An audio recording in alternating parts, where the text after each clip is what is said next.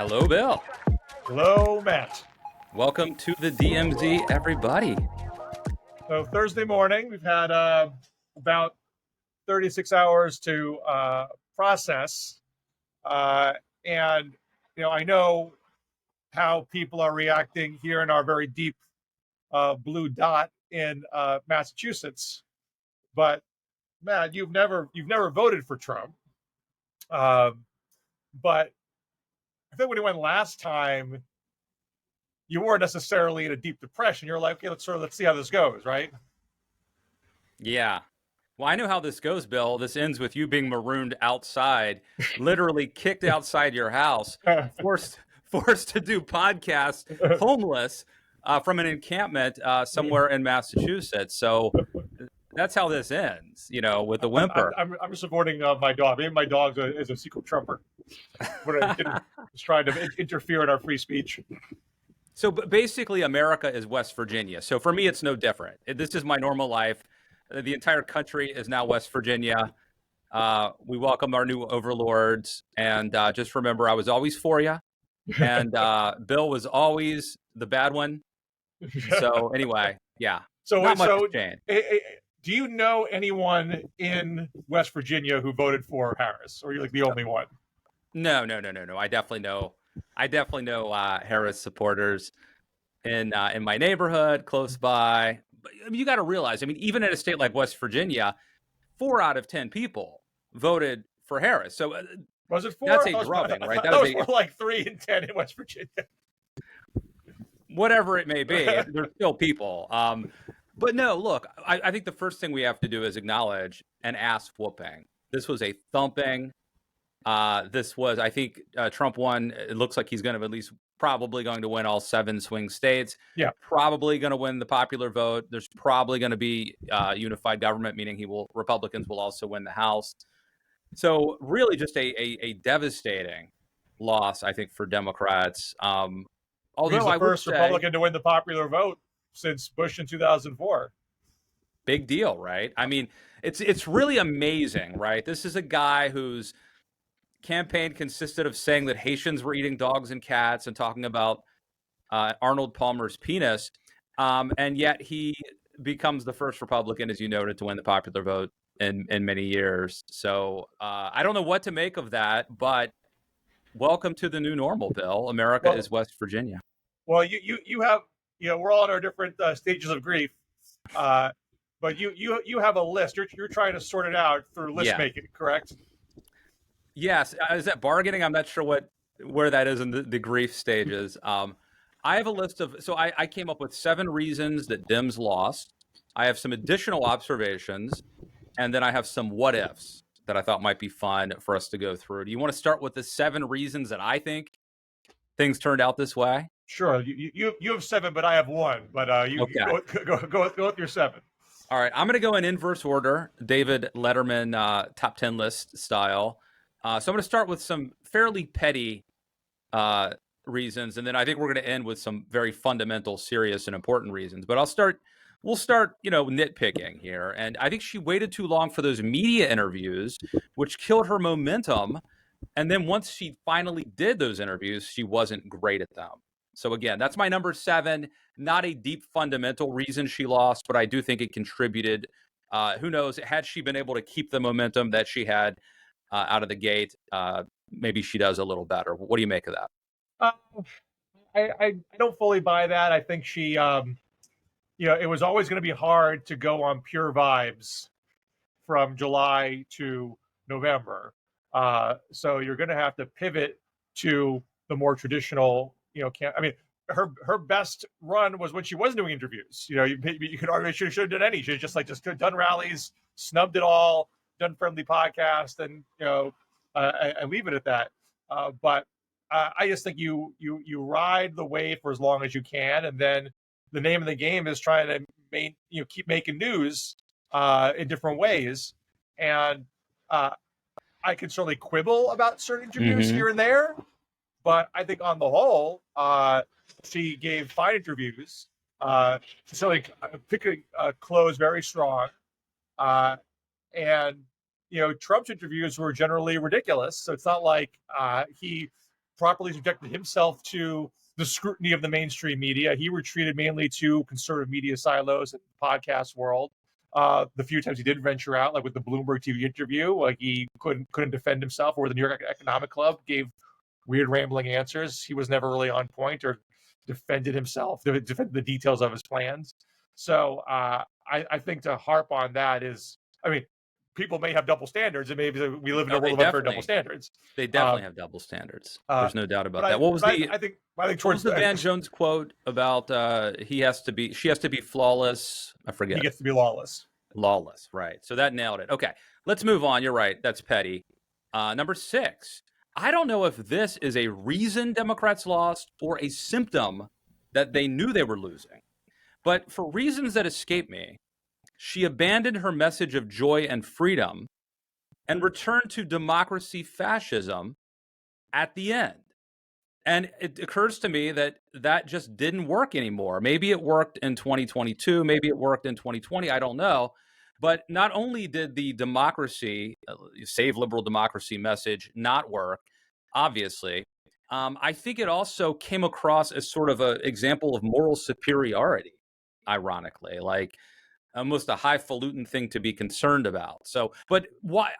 I assume that when she abandoned the sort of joy freedom messaging and went to democracy fascism, that there was polling to show that she had to do that, and maybe that in and of itself is a bad sign. You know, it's a fine line to walk. You want to the top of the ticket should be positive. You know, everyone below that should do all the dirty work. You know, so if I was to, you know, go back in time, I might leave that talk to Tim Walz and the other surrogates and to the ads, and keep her strictly on a positive tip. But, and at the risk of, you know, jumping to the end here, you know, she had a big headwind with people's perception of the economy, which Democrats also had in 2022, and in many races overcame that with a focus on democracy as well as abortion. You know, Biden gave a big speech in that regard late in the game, and that helped beat, you know, Carrie Lake in Arizona and Dr. Oz in Pennsylvania, Herschel Walker in Georgia. So it's not like we didn't have some evidence that there were people there saying, you know, really, I mean, the inflation was much worse in 2022. So you're getting. Let's hold that. But let me say that you've mentioned something that I think deserves additional comment, which is if you were hoping to believe Kamala could win, then you could look to who's the hopium guy who's been on our show? Simon Rosenberg.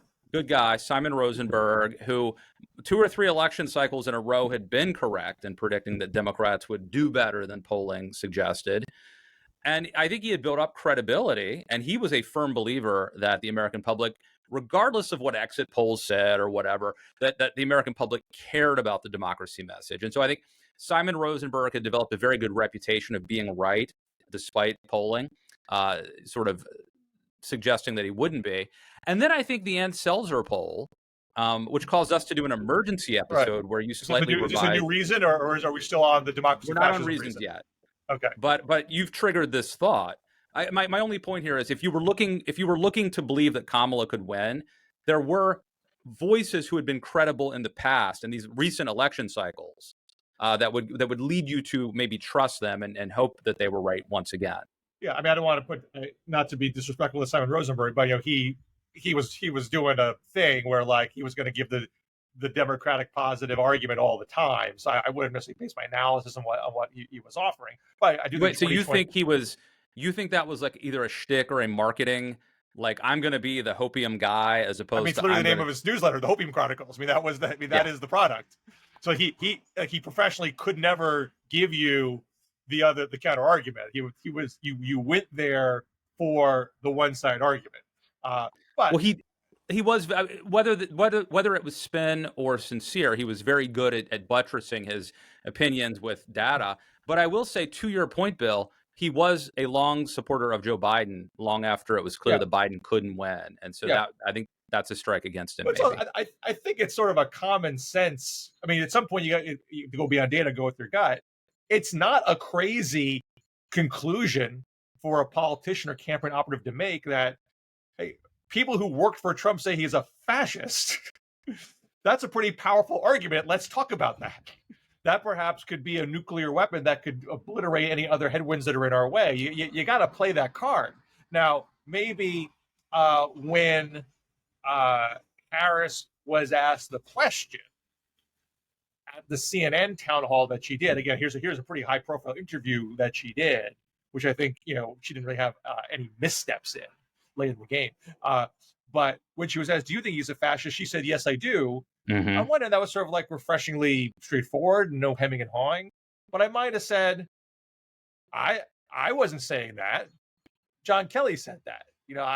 I wasn't coming to the conclusion on my own, but now I'm hearing from the people who work the closest with him that he's a fascist. I have to take their word. I might have put it in that way. I do not think this is like why the election. I think she followed up with. I think she followed up with that, but she did. But I would have leaned much, because I do think there was a lot of Republican pushback. You say he's a fascist, because you'll say, well, Trump calls Kamala a fascist. Well, she says a fascist, and he says she's a fascist. All this name calling, people are sick of it.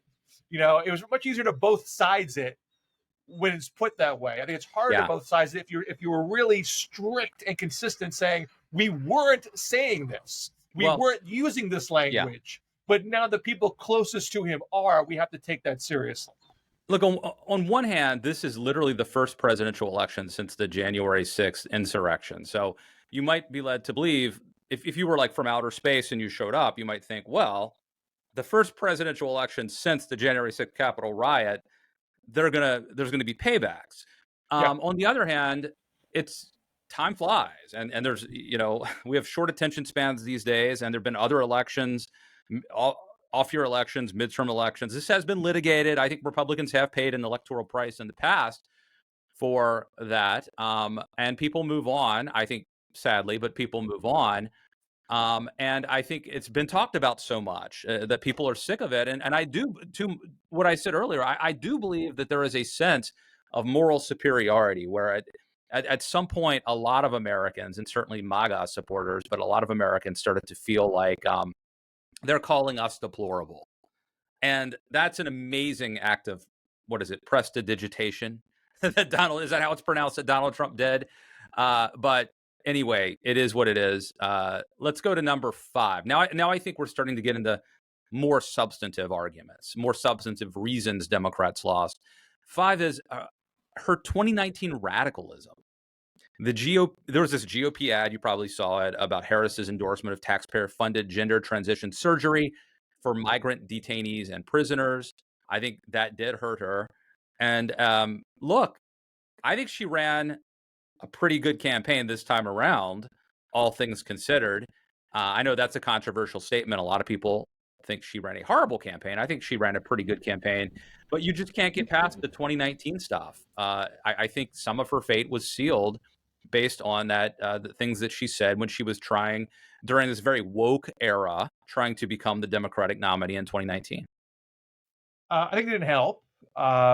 Certainly, if you could go back in time, you wouldn't either take the same positions, or you might talk about it in a different way. The transgender prison thing, you might have talked about it saying, there are federal laws and guidelines about medical care for all prisoners, and we're going to follow those guidelines, and just sort of not have the precise words leave your mouth the way they can be clipped and used in an ad. But she's hardly the first candidate that ran to the ideological edge in a primary and sought to run to the center in a general. There's all sorts of zigzags that Donald Trump has done that make your head explode. But the context, I agree with that totally. Trump has flip-flopped on everything, including abortion. But again, it's she has to be flawless, right?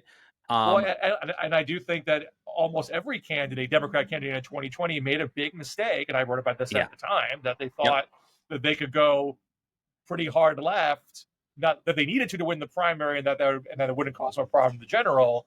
And Biden, cut against that thinking and won the primary. And I thought it was a misread of the Democratic electorate as well as the national electorate. So her campaign was definitely in 2020, damaged by that thinking, but also damaged off other campaigns too.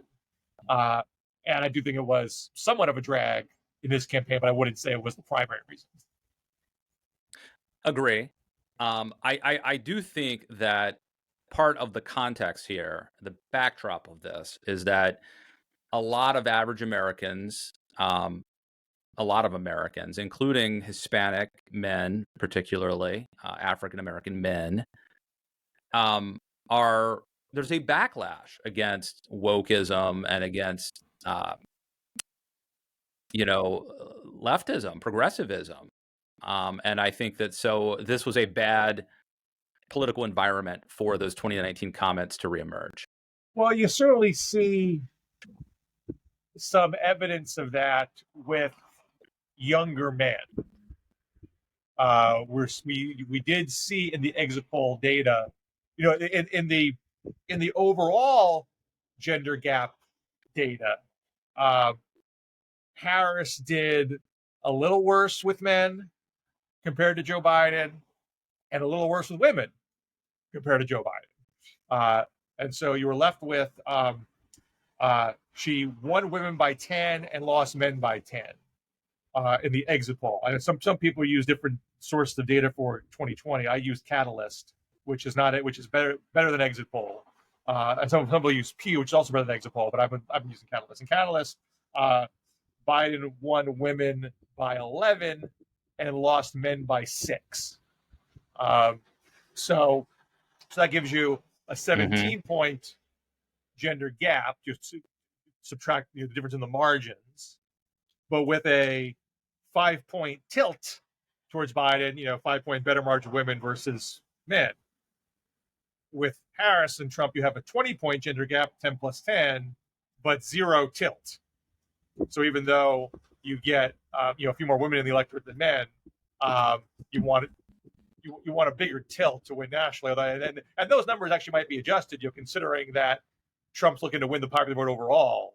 I bet that 10 to even split's probably going to get tweaked. I think they tend to revise the data once the popular vote comes in, because it really suggests that either Trump did a little bit better with men than an even split, or Harris did a little bit worse with women. That's the overall. You see Harris do a little better than 2020 with senior women, and a little bit better than 2020 with college-educated women. Whereas you're seeing, a big bleed with younger men. I mean, there's other, shifts under the hood there too. But I think that's a pretty big one. And I do think that has a certain validation to this kind of, woke mind virus backlash. I don't think it's like it's everybody, but there definitely is a sort of this Manoverse, Joe Rogan world that younger boys seem to be in, that seems to have some impact there. Yeah. I mean, let me just say, I mean, maybe this goes without saying, but, I feel like we're grappling with what happened and how to interpret it. And as political commentators, what am I going to do? I can't move to West Virginia. I live in West Virginia. I can't start going to an evangelical church. I go to an event. So we are trying to figure out what in the hell is going on. And I just have to confess, I found Kamala Harris pretty likable, pretty charming. And even though I think there's a potential upside to part of Trump winning, I thought the downside greatly outweighed the upside, the character's destiny, and that the things he said, the vulgarity, the authoritarian stuff, I'm out of touch very clearly, either with the American public or they just don't know. I don't know. But this next one, so let me just go through. Number 7, she waited too long for media interviews. Number 6, she abandoned the message of joy and freedom and returned to democracy fascism. Number 5, her 2019 radicalism cost her. We're on to number 4. This one is also controversial, Bill. Number 4 is sexism. So there are a lot of people right now who are pushing back, and it's not just MAGA folks. If you bring up the fact that Harris was hurt because she was a woman, that is seen as, hey man, you just don't get it. You're not even going to grapple with the results. I'm like, no, I am grappling with it. I just talked about that. We're trying to figure out what the hell's going on, and why we may be out of touch. I don't know, morally, aesthetically, whatever, with a lot of Americans, certainly the majority of the electorate in 2024. But we got to call them as we see them. And I think, Bill, I'll speak for myself. and you know this better than I do, though, Shirley Chisholm, the first African-American woman elected to Congress, the first African-American woman. She runs for president in 1972. This is her words, not mine, but she says, of my two handicaps, being a woman was the worst. I'm paraphrasing, but she uses the term handicaps. Mm-hmm. Being a woman was worse than being an African-American running for president in 1972, according to Shirley Chisholm. I believe that there were a certain percentage of, not everybody, but there were a lot of people. There were a lot of people who just weren't going to vote for a woman. They might not even realize that consciously. And I suspect that some of them are actually women. Some of the people who won't vote for a woman are women. Some of them are white men. Some of them are black men. Some of them are Hispanic men. Mm-hmm. Some of them are women again. But there is a fear that a woman cannot stand up against Putin or whatever. I think a lot of this, again, is subconscious, but I do believe that it exists and that it hurt Harris. I don't know how we could quantify this.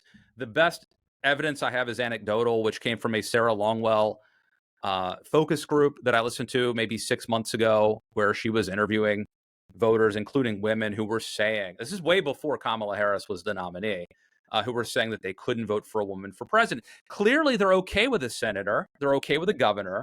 But president is different. They'll vote for a woman senator. They won't vote for a woman for president.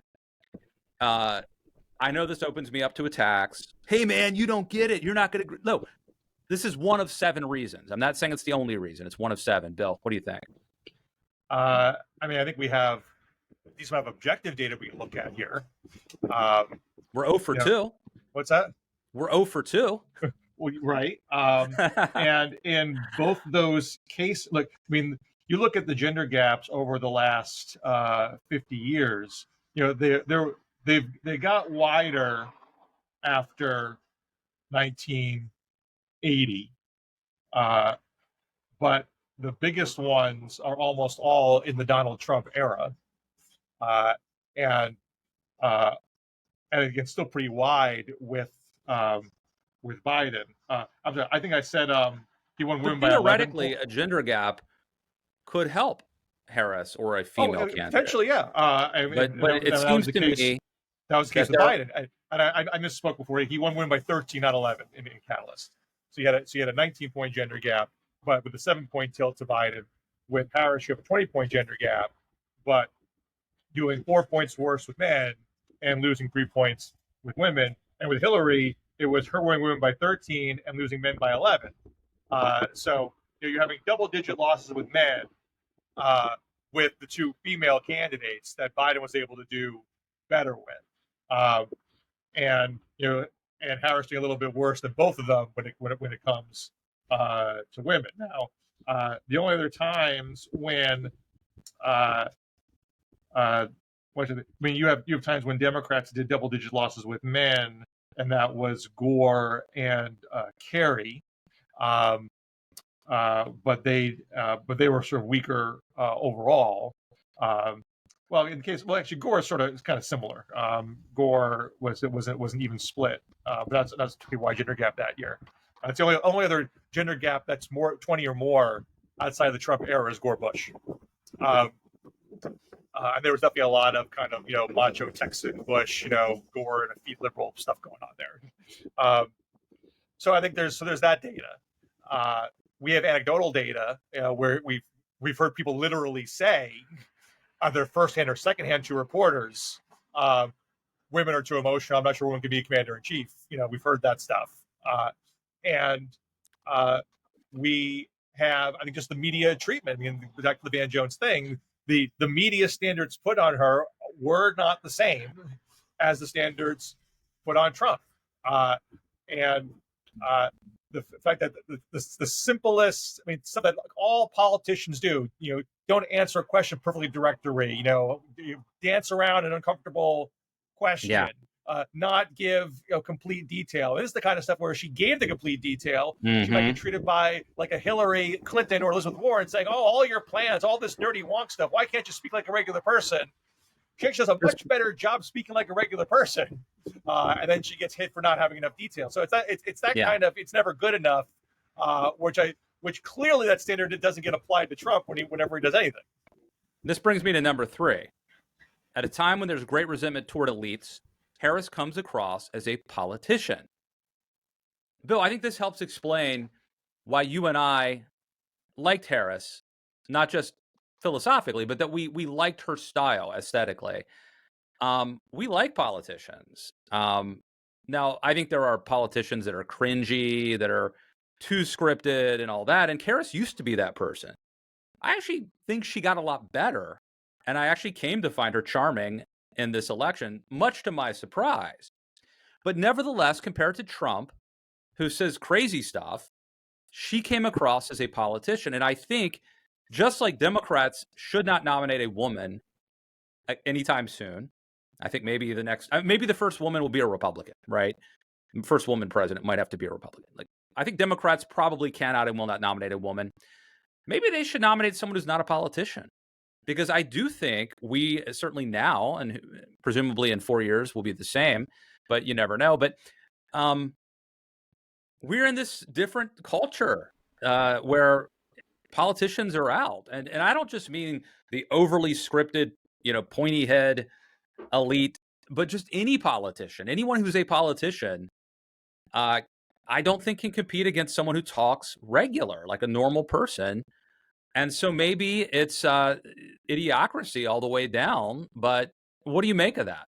Well, I think Harris talked like a regular person. I did not think she got bogged down in Washington speak at any point in the race. In fact, the knock on her was that she was avoiding, policy detail. Of course, if she did that, then you would knock her for too much policy speak. This is all very Rorschach testy, but if you were talking to me, who do I want to have a beer with? Harris over Trump, any day of the week. Wait, that's you, Bill. That's you. Yeah. I don't think that's the majority. That may not be everybody, but I mean, no, I don't think it's most people. I'd go for Harris, but we'd be drinking. Well, we'd be drinking wine. Her favorability numbers. So I'm looking at the exit poll here. Okay, so they have. Well, let me get the right one here. All right. While you look that up, let me say this. Yeah. David Frum had a great explanation that I want to share. He said this to my friend Jamie Weinstein on the Dispatch podcast. And he's like, why do people think Trump comes across as a regular guy? And according to Frum, and this reminds me of Dave Chappelle's line about Trump being an honest liar, but according to Frum, when you ask Trump like a question, like a normal politician, if they're asked a tough question, they don't want to lie. So what they do is they sort of hem and haw and parry the question. Well, but the real issue, what the American voters care about is, and Trump doesn't do that because Trump is okay with lying. So because normal politicians don't want to lie, they look like they're concealing things and they're spinning. Trump is more than willing to lie. Therefore, he comes across as ironically honest. That's what Trump says. I think it's true. Obviously, the people who buy into Trump certainly see it that way. But this is the thing that, this gets back to, why you and your ivory tower don't see what real Americans think. I mean, I think if you look at Trump and say, you are a transparent fraud, you are a classic con artist, you have been literally convicted of fraud. We've had reams of investigations about all of your fraudulent practices. You are hawking chintzy products like, branded Bibles made in China the way any low-class QVC fraudster would do. I saw you be president and lie to my face repeatedly. So like, if you see that, you have a hard time understanding how people don't see that. Yeah. I wouldn't want to have a beer. What's that's about the American people. And this is where we get into trouble. Because people are going to say, Matt, by the way, I don't care if Democrats win or not, but people say, Matt, if you want Democrats to win, you can't blame the American public. Okay. I do think that there was a version of the American public that if someone said, have you no decency, the American public took their role as citizens seriously and would reject a charlatan. I don't think we're there anymore. Look, here, let me make a conservative argument, Bill. Yeah. A conservative argument against Trumpism. Since the 1960s, we have degraded our culture. We have become a coarse culture. We've become a vulgar culture. Politics is downstream from culture. Donald Trump may be a delayed reaction, but he is in the inevitable outcome of an unserious, immoral American public. I Well, truly do believe that. Now, we may well, have to figure out, maybe we run Oprah or The Rock. I don't know. But well, let's that's not where go. we are. Okay. Well, And that's, and so, I don't want to go down too many rabbit holes here. I'm sort of happy to talk about if you have a non-politician separately, but I want to just make a couple points here. okay. I mean, the Trump universe looks down on wide swaths of Americans. The enemy within. I mean, the whole woke mind virus thing is that people who care about diversity and inclusion are bad people. Childless cat ladies are bad people. You don't have kids. You don't have a future in the state of the country. You're a bad person. We shouldn't trust you with power. There's all sorts of hatred that put upon nearly half the country, and that's okay. I mean, this is where I almost need to use the word gaslighting, which Harris did. That's one of the few words I feel like I bet a lot of Americans don't use that word. That word's used more in a blue America context. Maybe not the best choice, but that is what's going on here. Anything that is said about Trump as an individual is then cast as you hate all of his people. And if I say I think he's a fraud, and I'm frustrated that people don't see that he's also a fraud, oh, you hate Americans? We're like, you're telling me you spew hatred at the rest of us all day long, and that's always okay. I mean, Trump literally practices, what used to be called wedge politics all the time. Yeah. Us versus them politics. That is the lifeblood of the movement. But he wants us to be the majority, or at least the electoral college majority, in this case, the majority. Was it Rich Lowry? Somebody said that years ago, somebody said Donald Trump is a giant middle finger.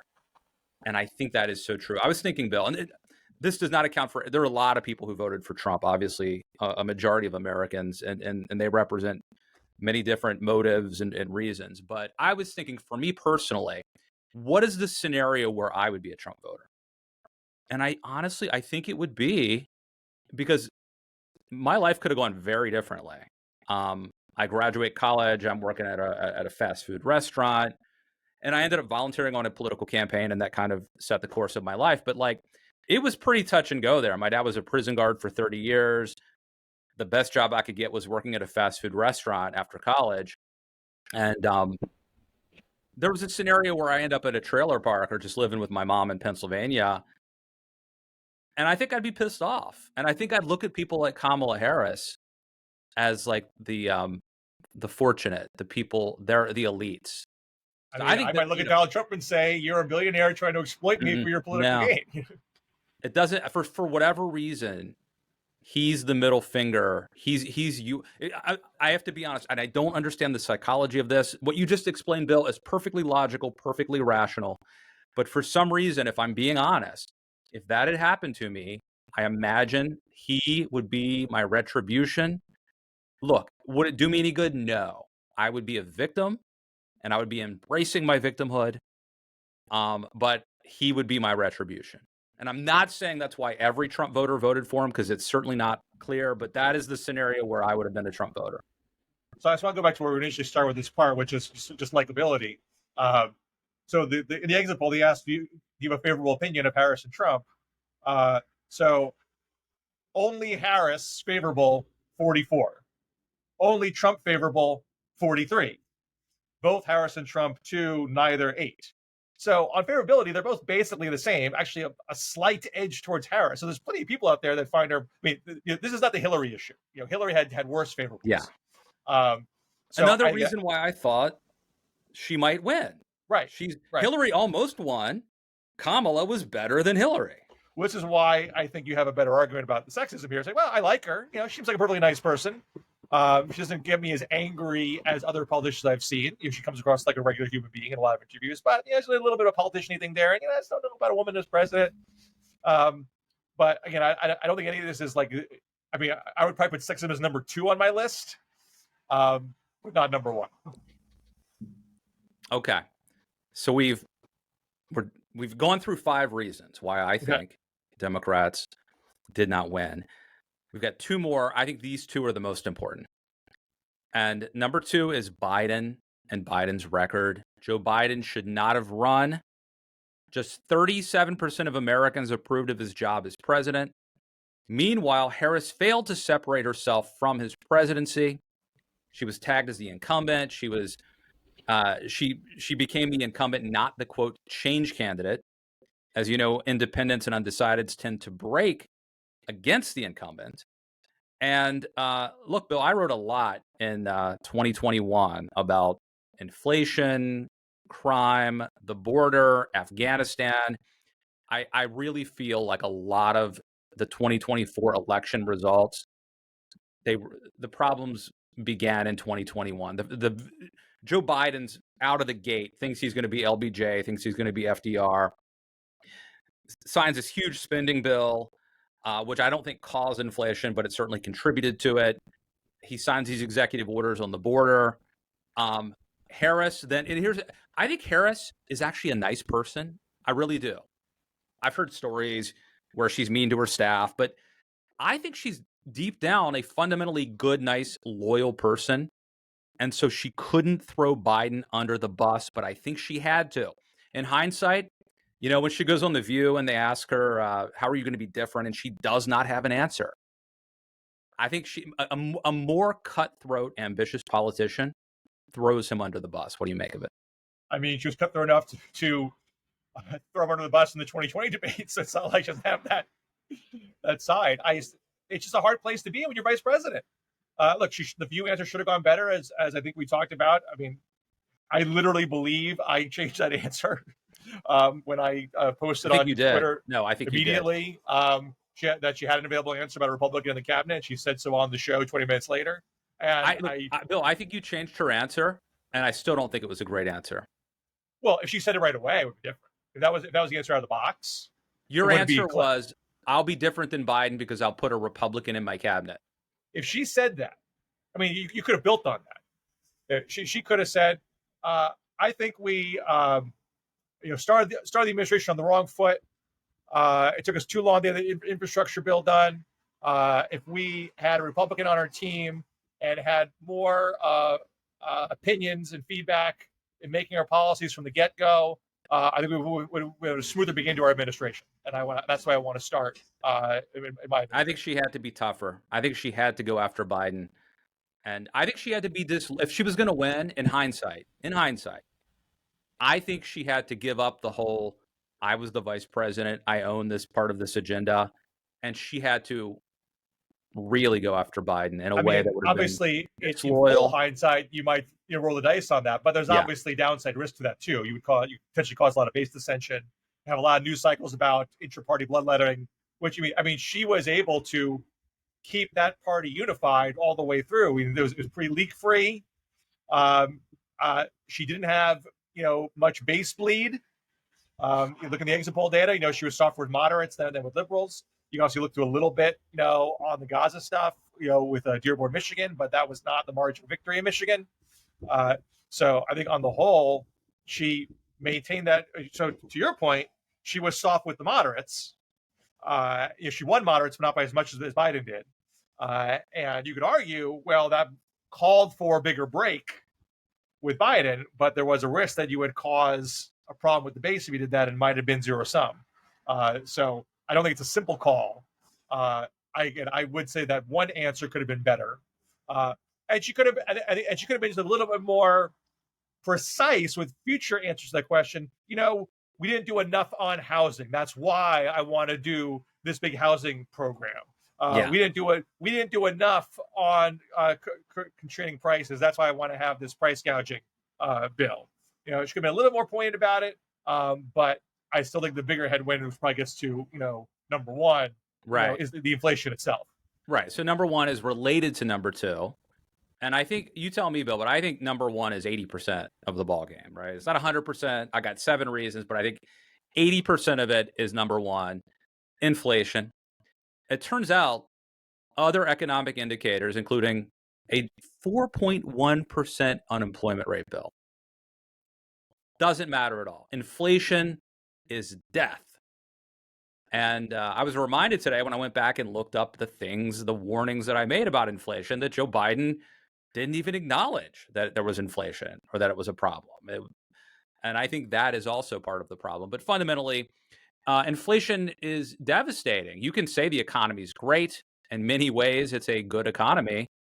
A lot of economic indicators are positive. It doesn't matter. Bill, do you know what a cup of coffee costs me in West Virginia? A cup of coffee.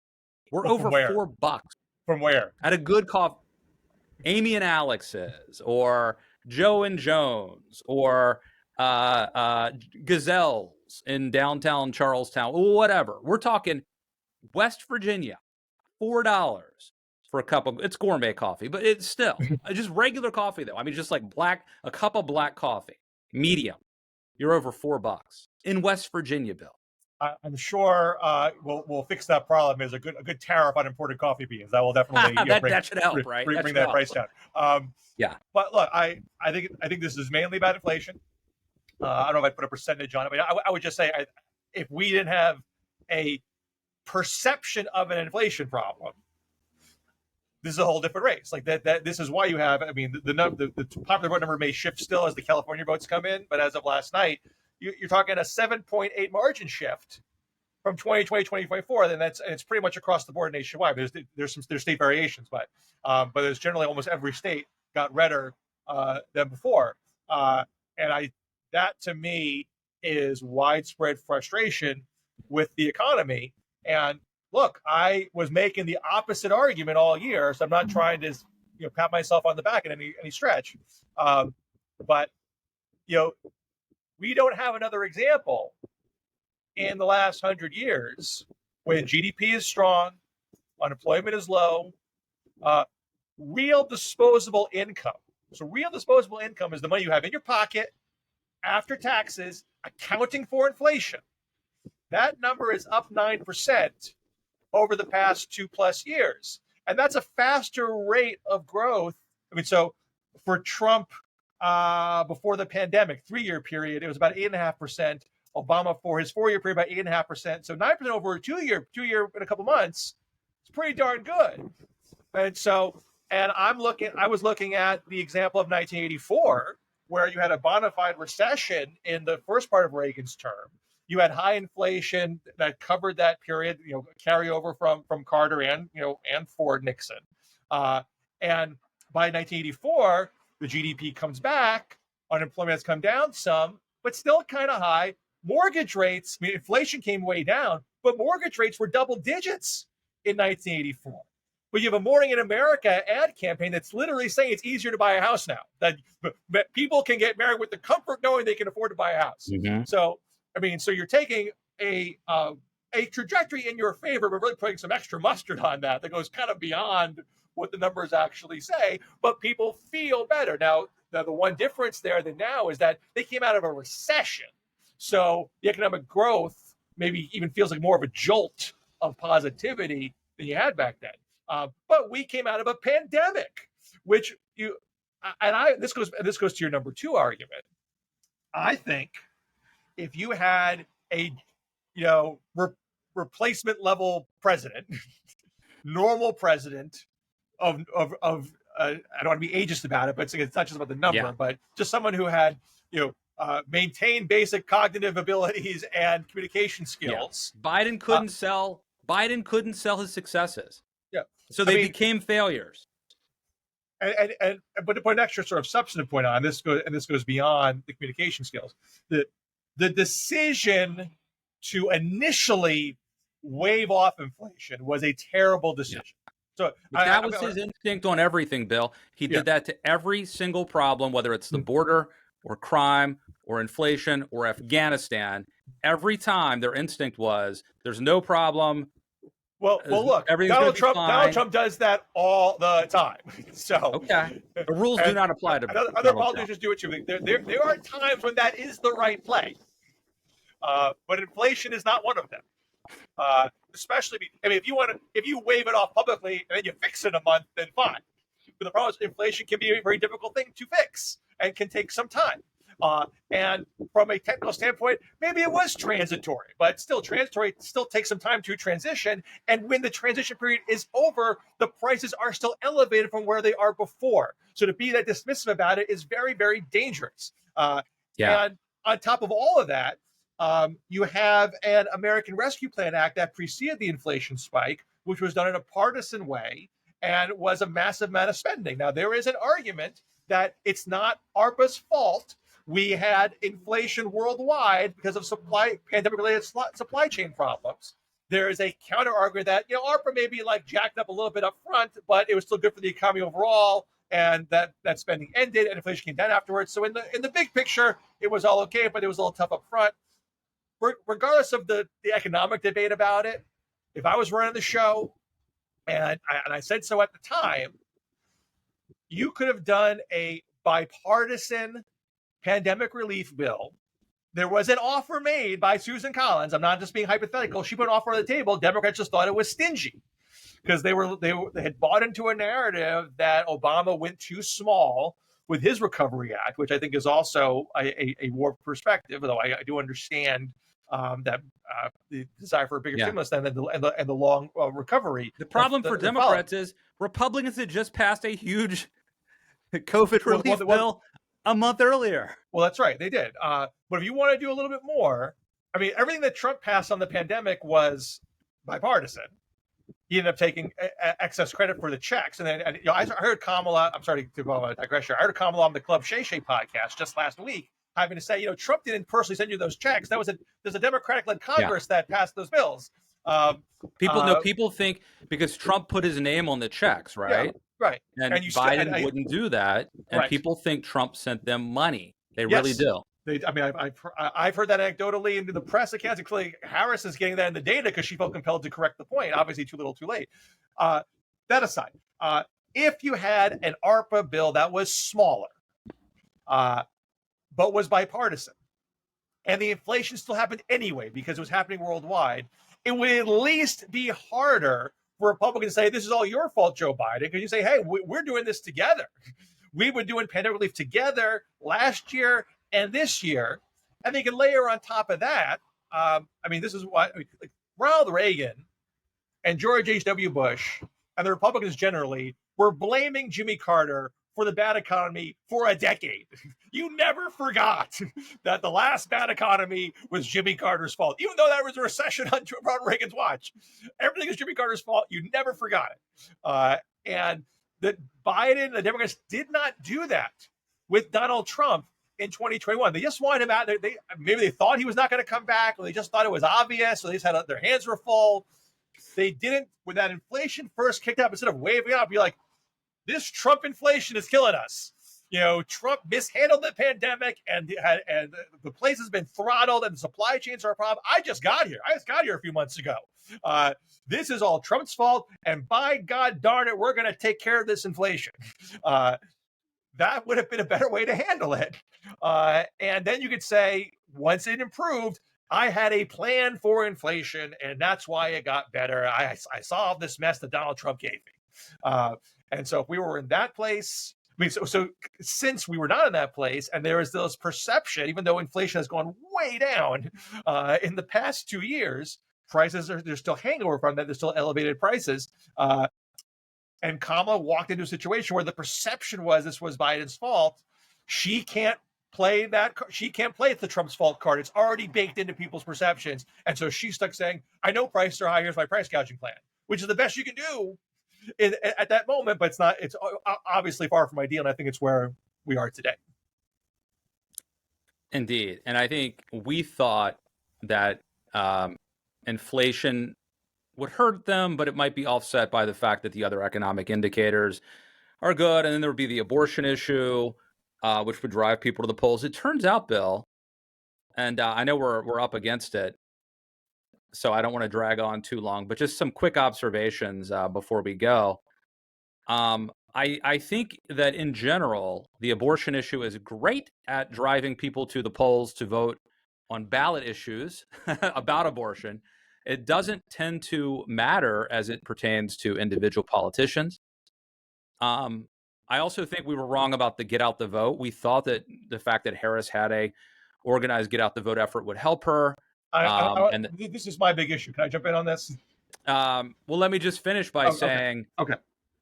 I don't think it's dispositive, but I think what we learned is at the presidential level, we should never bring it up again because it doesn't seem to really matter. But go ahead. Well, I always said, because I've wrote about this all year, and I always said, academic research shows that GOTV is at best a point. It's not going to be the thing that determines it if you have, a bigger shift one way or the other. But we if had the wind races. is blowing in a direction, it's not going to change. Not going to save.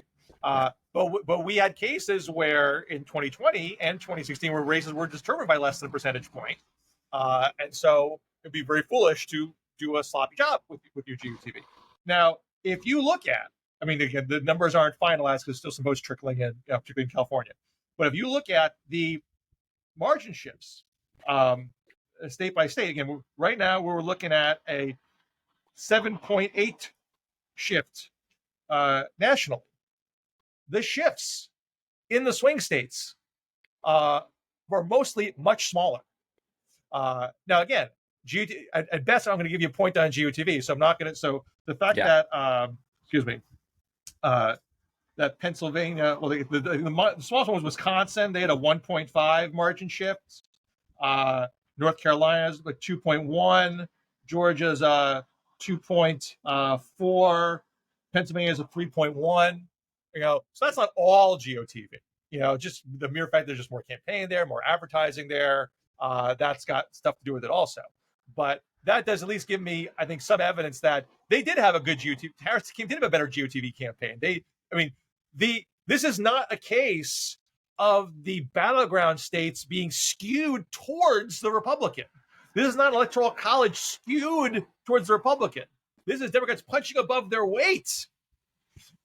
In every swing state seems to have Nevada is kind of close to the swing margin, but it seems like Democrats did a better job in the swing where things were most competitive, and that's not to me an argument to go amateurish on your GOTV because you might get. Almost all of this stuff has nothing to do with the campaign. If inflation is the thing, and Biden's missteps earlier on are what made this a Democratic problem, interviews, rallies, endorsements, none of that matters. Even sexism, sexism obviously is a burden to bear, but I think harder to play that card if the economy is running on all cylinders and everyone agrees. Now, I don't know what the percentages are, but certainly the candidate and the environment, sort of exogenous events, are dramatically more important than a well-run campaign. Clearly, how did Barack Obama crush John McCain in a relative landslide? The economy was in the tank.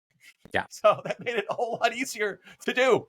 But I come from a world where I want to believe that competence and that I want to believe that we can affect change. So I think as an analyst, I probably overrate campaigns. And I need to quit doing that because clearly, I would still argue that in the final week, we had the one Joe Biden garbage thing a little bit in the way, but I think the Madison Square Garden rally was the most dominant thing all week. Your point about Harris losing the joy, I think it was pretty pure joy in the final week. She veered back to that, trying to end on an up note, while there was a lot of media coverage about people being upset about what was said at the Madison Square Garden rally. And that did not matter at all. Even in the exit polling, you're seeing late deciders go to Trump. I don't think it means that people liked the Madison Square Garden rally or liked that Donald Trump, weirdly was a DJ at one of his rallies. I just think it means that when it came down to it, I'm frustrated with the economy and I want to change. I think that's right. Well, look, we have a lot to talk about down the road. What if we could do the whole what ifs? We could think, what should we expect from a Trump administration? What do Democrats do now? How do they respond? But we're going to have to save those for another day, I think. We're up against it, Bill. But anything you want to plug or any final thoughts before we get you out of here? I think you need to leave your homeless decampment. You may have to seek shelter. It looks like it. Speaking of the wind, there is some wind in the background there, I think. Well, you're welcome to come to the People's Republic of Massachusetts if you want to, maintain your rights. Their safe spaces still exist so far. I still got to comment. What's your extradition process there? That's my concern, Bill. I got to comment the Washington Monthly talking about inflation as the main culprit here, but how the Democrats will still win again. They'll win once the economy tanks, which I think could happen very, very shortly, especially if these tariffs, are implemented the way Donald Trump says he intends to. And I'll probably have some more to say about Biden's role here in the Washington Monthly newsletter, which will come out later today. Excellent. All right. Always a pleasure, my friend. I will see you down the road. And to the DMZ Army, thank you. Bill and I have been doing this for, 12, 15 years, something like that. Thank you for supporting us all this time. And thank you for enduring Bill's repeated misses and mistakes that he's made along the way. And we'll see you very soon in the DMZ. See you, Bill. Take care.